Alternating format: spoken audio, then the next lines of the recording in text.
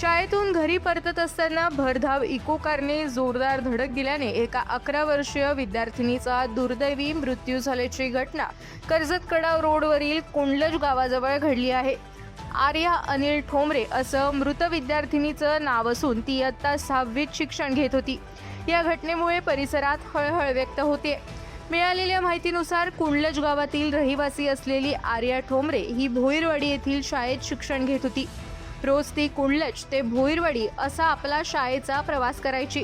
आज नेहमीप्रमाणे ती शाळेत गेली होती। शाळा सुटल्यानंतर ती आपल्या मैत्रिणीसोबत घरी परतत होती।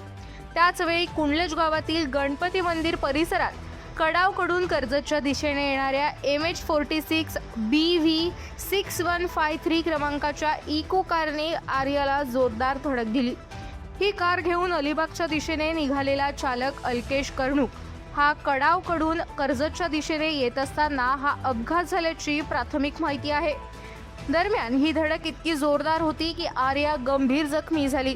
अपघातानंतर आर्याला तातडीने कर्जत येथील उपजिल्हा रुग्णालयात दाखल करण्यात आलं, मात्र डॉक्टरांनी तपासणीनंतर तिला मृत घोषित केलं।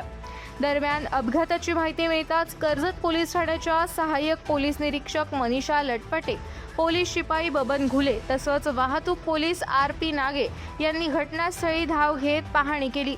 पोलिसांनी पंचनामा केला असून या प्रकरणी गुन्हा दाखल करण्याची प्रक्रिया सुरू असल्याची माहिती मिळत आहे।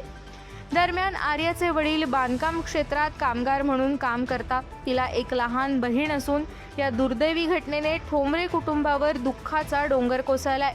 शाळेतून मैत्रिणीसोबत घरी परतणाऱ्या 11 वर्षीय आर्याचा भरधाव वाहनाच्या धडकेत झालेला मृत्यू कुंडलज परिसराला हादरवून गेला असून सर्वत्र शोककळा पसरली आहे।